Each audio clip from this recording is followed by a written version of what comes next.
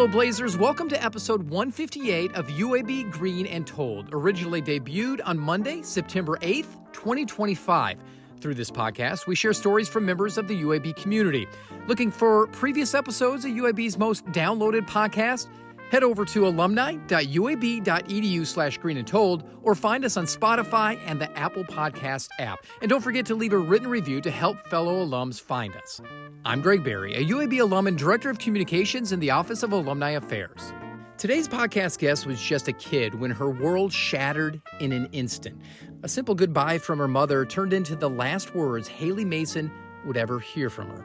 As she'll share, what followed were sounds that would haunt her forever. She was like, she said, Hailey, I'll be right back. I love you. I'll be right back. And moments after that, I just heard loud, gunshot noises. Growing up with trauma doesn't mean you're stuck forever. As Hailey shares, her adulthood became her path to healing. My pain was more so soothed when I got into adulthood and I started taking my life into my own hands. And that would lead to entrepreneurship experiences. And sometimes a business starts with a bark and a bite. When she came to Doodah Day with me one year, she was like, I don't like these treats you have sitting out here. We need to do something about this.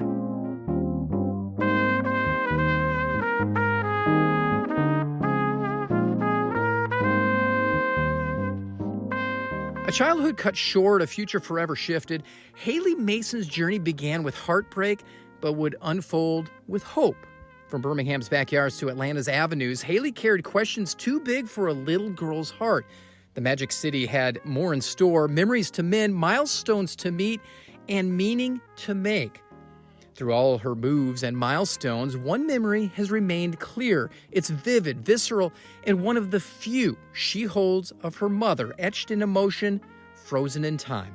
It happened just before everything changed. The night that she got killed is actually one of the only memories that I actually have of her.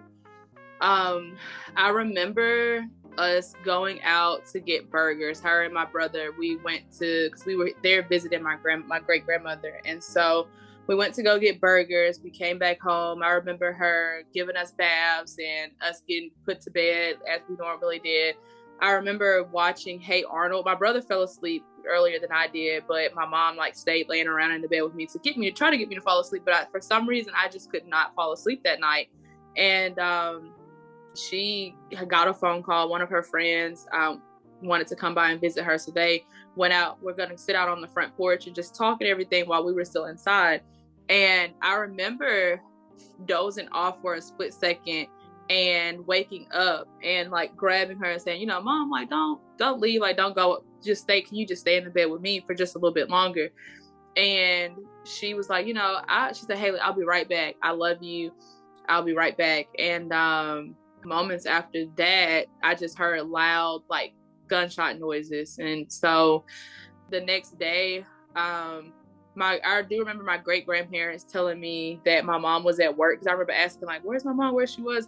And the whole time she was out on the front porch. They were, examining the body and doing all that stuff. And the whole time I'm inside looking for my mom, and she's laying out dead on my grandmother's front porch. So that's how I remember that when she passed. I also remember not really fully grasping the fact that my mom wasn't coming back until I was about 5 or 6. So I was in kindergarten going into first grade.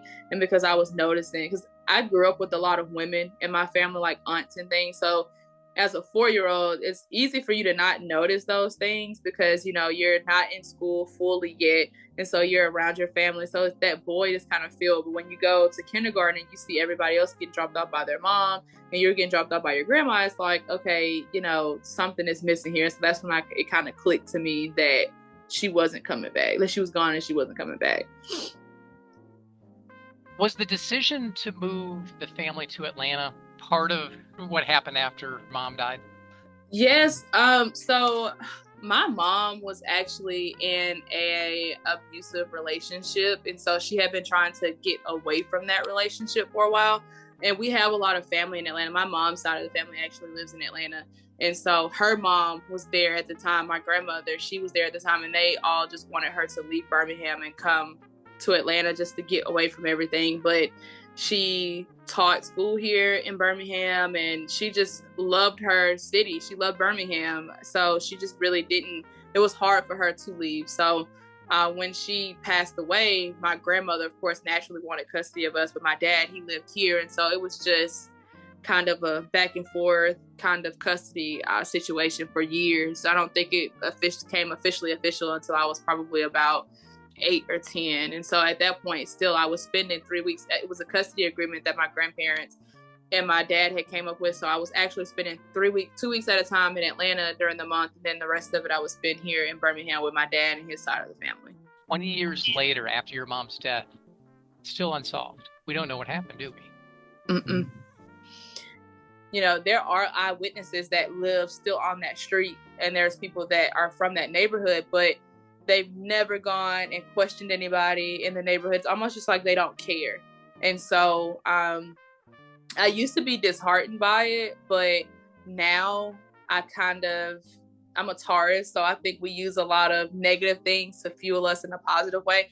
So I just try to focus on the things that I can control, and I can control the I guess you would say, capacity of her legacy, if you will. And so one of my plans for before the end of the year is to donate a literary library to a local elementary school and name it after my mom. I want to call them Mickey Nooks, because my mom's name was Nicole. And I just want to create little book nook areas for elementary school students to have a place where they can go and kind of decompress, and because you never know what kids are going through at home. And I know I had a lot of different things that were going on at home for me, and I did appreciate those teachers that did, you know, create spaces for me. So I know I'm not a teacher, but I do want to be that bridge for teachers. And my plan is to have 100 of them before 2027. So I'm going to try in the next 2 years to just have 100 different Mickey Nooks that I've donated to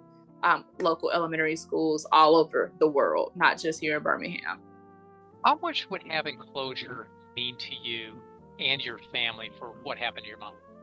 It would mean the world to me. That's why I do appreciate when I am given a space where I can tell her story and really talk about it, because it's almost unfathomable to think if I ever will be able to get closure. I know, and it makes me sad because in a sense, I have nobody. I've lost my grandparents. I've lost my aunts, uncles. I think that something like that would bridge the gap and bring my family together. But it is definitely going to take initiative on the end for the city of Birmingham and just the chief of police and the detectives and everything to want to help us solve our case. Part of your journey stemming from your mom's death took you away from Alabama into Georgia, splitting time. You didn't want to come back to Birmingham. You wanted to stay away. Why? I guess because I always felt like Birmingham had nothing but pain for me. Because I call Georgia home. Even though I was born here in Birmingham, Georgia has just always been home to me, because it's always been, I would say, a safe haven, a home away for, like, a place that I created home in myself. It's a safe haven. I feel safe here. I feel protected here. And when I come to Birmingham, it's just always had negative memories. I grew up, my childhood, I had an emotionally and mentally abusive childhood. So whenever I was able to go and be with my mom's side of the family, it was almost like heaven to me. And so that's why I never really wanted to come back, because I never really had any positive memories here. But when I did decide to come back, I was happy with my decision, you know, because of all the things that I've accomplished, and I wouldn't have met some of the great people that I've met. Like, for instance, my business partner, I call her my sister, but she's my business partner, Kristen Johnson. I wouldn't have met her had I not come back. I wouldn't have been able to meet my significant other, who I'm dating now. I wouldn't have been able to meet Dr. Arrington and write the book that I've written. So all these great things that I have been able to do and create some different positive memories for me being here in Birmingham, I'm appreciative of that. When did the pain dissipate and really allow you to open up and come back? It kind of I won't say it went away, but my pain was more so soothed when I got into adulthood and I started taking my life into my own hands. So my grandmother, my mom's mom, she passed in 2019 in her sleep at my great. So the house is not there anymore. It actually burned down last year. But my great grandmother's house, where my mom was assassinated at, in a sense, my great grandfather, he passed away there. He's the one that built the house like almost 100 years ago. He passed away in that house. My grandmother, my mom's mom, passed away in that house. My mom passed in that house, and it was a lot of pain there. And I think seeing the house burn, I was upset at first, but I think seeing that, it kind of made me realize that pain is something that you have to resolve within yourself. You can't allow a place or someone to make you feel pain and make you hold on to that. So I think, like I said, when I started to take my life into my own hands and just becoming I like to call myself a serial entrepreneur. When I turned my pain into purpose. So I think that's when the pain kind of deteriorated in a sense. And like, it's not really gone, because there's certain things, of course, that brings up those memories. Spent a year at Georgia State before transferring to UAB. Why did you choose UAB at that time? What made it right? So, aside from just, I'll talk about that secondly. I'll answer it in two parts.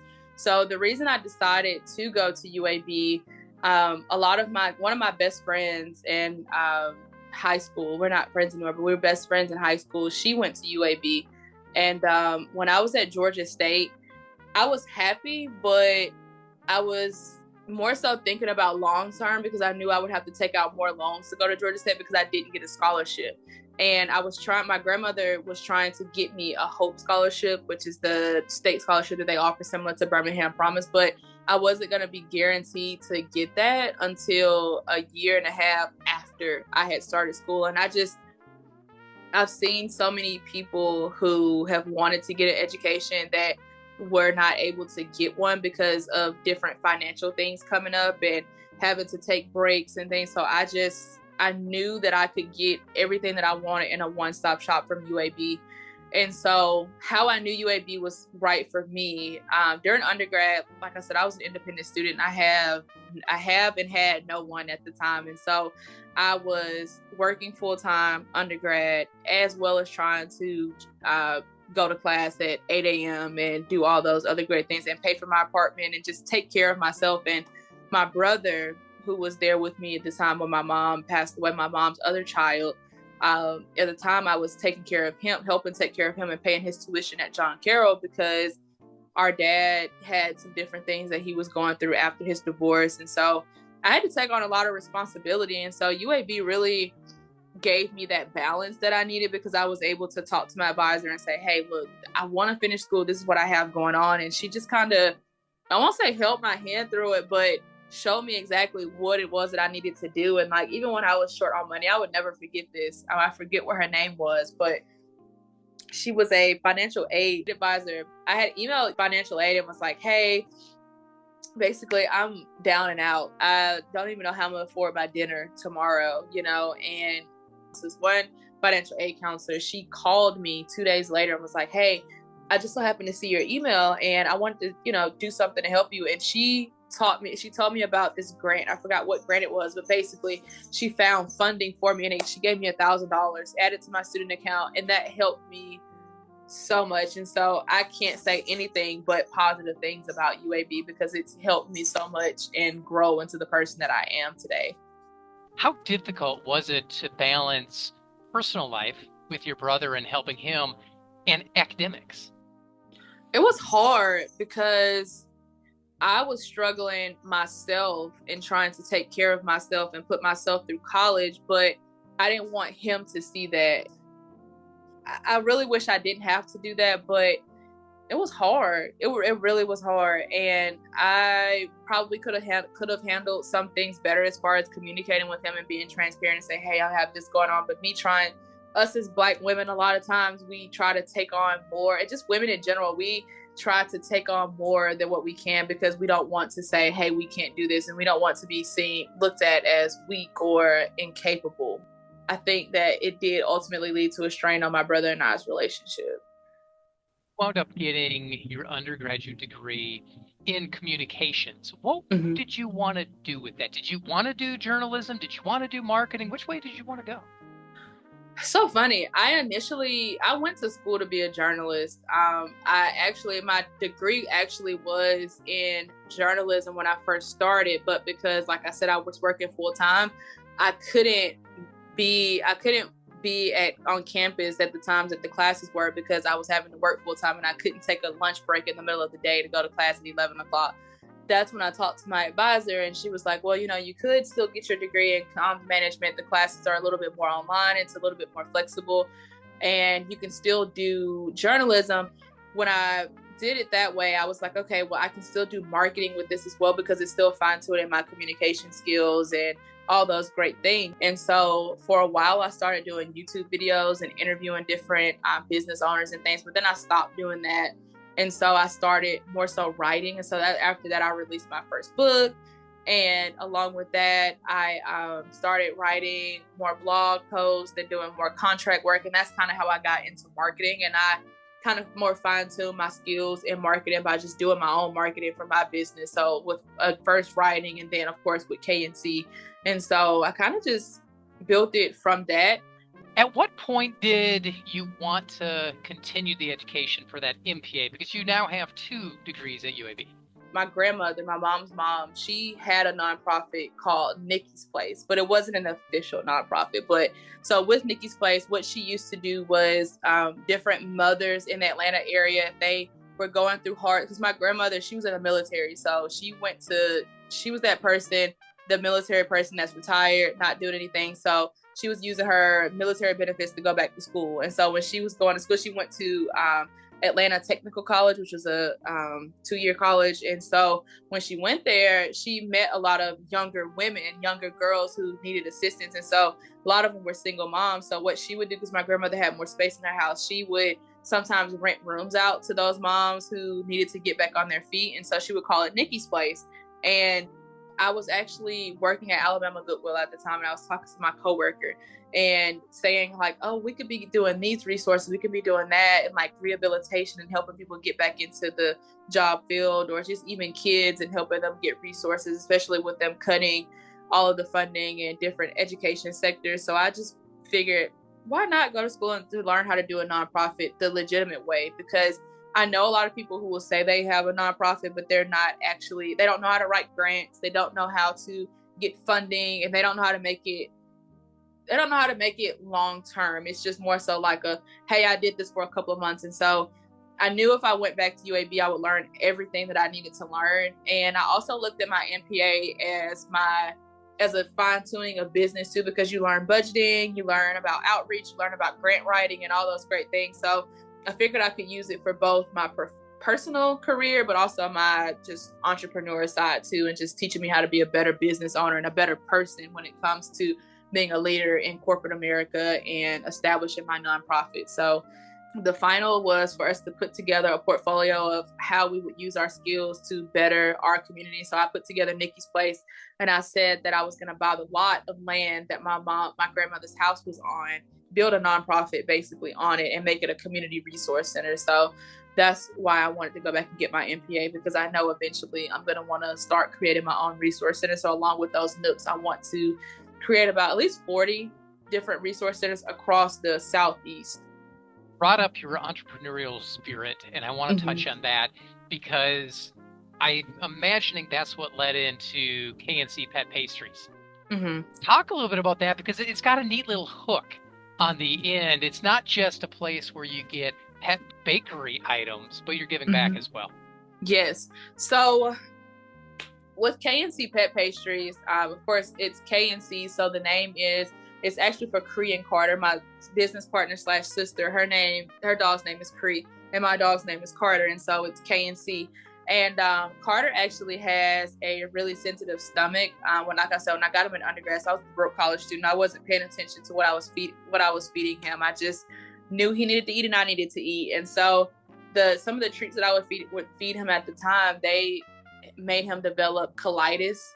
He would poop blood sometimes and just have like these real bad flare-ups. And so my sister / business partner, she's actually a chef, and she got a dog like a year after I got Carter. And so when she came to Doodah Day with me one year, she was like, I don't like these treats you have sitting out here. We need to do something about this. And so from there, we made some sample treats. Our dogs loved it. And we were like, we need to share this with other pet parents. And so it kind of just expanded from that. The goal is in the next, I say 5 years. So I say by 2030, I don't want to be working for anyone full time anymore. I plan on like being an exec or sitting on a board or something where I can still run my own business, or at least run a department and still run my own business. Cause we're actually going to expand it to the Pink Pup Co. And so that's going to be our storefront when we do open it up. And our tagline is, we have everything to keep their tails wagging. And so we do a lot of outreach events. We do a lot of educational events to teach pet parents or new coming pet parents how to keep your pet happy and healthy. And so, yeah, we're rocking and rolling, and we do a lot. We give back 10% of our proceeds to the humane societies, and yeah, we're always giving back. We're always donating. We're always happy to help any four-legged friend. You mentioned writing, and I want to double back to that. What was the first book you wrote?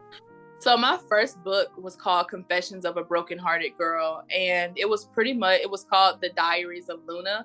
So I gave myself a fake name in a sense. It was a short story, and it was basically about my life and my mom passing away and the abuse that I suffered when I was in when I was in middle school, high school, the suicide attempts. It just covers everything. It just covers my entire life story. But then I left it as a cliffhanger at the end, so that way I can come back in and write another book. So I'm working on my 5th book. So I have 2 so far, and then I have my 3rd, The Day I Met Janet Jackson. And my 4th one is going to be, I wrote a book on Benjamin Banneker about telling time. And so, time change, that's what that book is on. And so my 5th one, I plan on releasing it in December. It's going to be a chapter book, and it's going to be an extension of Confessions of a Brokenhearted Girl. So this book is going to be called Crimson Tides, Blood is Thicker Than Water, because with my community especially, and just really families in the South, I feel like we always say blood is thicker than water. You have to love your sibling, you have to love your aunt, uncle, no matter what they've done, especially older generations. They instill it in us. It doesn't matter what they've done wrong. You have to love them. That's still your brother. That's still your uncle. That's still your mom. And so this story is going to tell the story of a young lady and how she came from a traumatic childhood. I'm really excited about this project. I think it's going to touch a lot of people, because people have been still asking me, where's part 2 to Confessions of a Brokenhearted Girl? And so I think this one is going to dive into more detail. And I feel like this one could possibly be made into a movie. So maybe Tyler Perry will read it and, want to turn it into a drama movie or something. I'm hoping that's what it's about. But my goal for it is to touch women, no matter what your race is, no matter what your background is, but just how women struggle so much just trying to be that person for everybody. And a lot of times our stories get silenced by people that are in our lives, whether it's family, friends, co-workers, bosses, whatever. It's so easy to feel shadowed. And so I want to tell that story, that something that everybody can relate to in some way, shape, form, or fashion. And so to give them that light to say, hey, I don't have to be ashamed this happened to me. I don't have to be ashamed. I don't have to hide this. I can actually comfortably talk about this. So I'm excited about it. Before I double back to A is for Arrington, how did you meet Janet Jackson? So I won a music competition, and I embarrassed myself on social media. So I did a video. I can't dance. I'm a horrible dancer. And so I did a video of me dancing to one of my favorite songs by her, saying like, okay, well, if I'm going to embarrass myself on social media, I hope I would at least get to win, meet Janet. And so it's a festival in Atlanta that they have every year. It's called One Music Fest. And so she was the headliner. They had 12 slots where you could win to meet Janet Jackson, and all of the 12 people, me being one of them, those 11 people I made lifelong friends with. Like, we're all in a group chat. We're always talking to each other. It was fun. Like, my heart stopped when I met her. Like, when I saw her at first, I'm sad because I didn't get her to sign anything, because they made us leave all of our stuff outside. But It was amazing. She called me pretty. She said I was pretty and that she loved me too. And I was like, oh my gosh, I love you so much. It was almost like seeing Michael Jackson, but a female version of Michael Jackson. It was just, it was amazing because I grew up on Janet Jackson and Michael Jackson. I've always been obsessed with them. So The A is for Arrington. Your style of writing, it kind of encompasses different genres. A is for Arrington. Talk a little bit about that, about the former mayor of Birmingham. Oh man, Dr. Arrington, he is such a kind soul. I really enjoyed spending time with him and writing the book and just doing research on him and him telling me all the different things that I never knew about Birmingham. And I will say, listening to his stories about Birmingham honestly made me feel better about my life experiences in Birmingham, because Birmingham was one of the racially most highest racially profiled cities in the United States at one point. And so to think that someone that came like him, that came from nothing, could come and be the mayor of a city that in a sense hated people that looked like us and did not want us here. So the fact that he was able to come in and lead, it made me feel empowered. I'll say, it made me feel like I could do anything. And hearing him tell me, somebody who's just so intelligent, that holds 2 PhDs, 3 master degrees, and all these other accolades, that's taught college and done lectures all over the world, to tell me that they believe that I'm intelligent, that I have something special. It's so rewarding to hear that. So I enjoyed working with him. It was really fun. Where did that idea come from? Initially, I wanted, because I volunteered at a elementary school in Birmingham. It was Ingle Nook. I did a literary week, awareness week at that school. And I wanted to do a day about local heroes. And so I looked for a book on Richard Arrington Jr. and I could only find his book that he had written about himself, and just like other history books, but it wasn't anything kid friendly. And I was like, this man doesn't have a children's book written about him, and we have a millionaire Martin Luther King Jr., So I just kind of took it upon myself, because like Toni Morrison said, if there's a book that hasn't been written yet that you want to read, you have to write it. So I listened to the great Toni Morrison, and that's kind of how it came to play. How proud would your mom be of what you've accomplished so far? I hope very. A lot of times I'm hard on myself, and I feel like I haven't done enough. But that's just because I always raise the bar for myself and everything else. So I have to get better at doing that.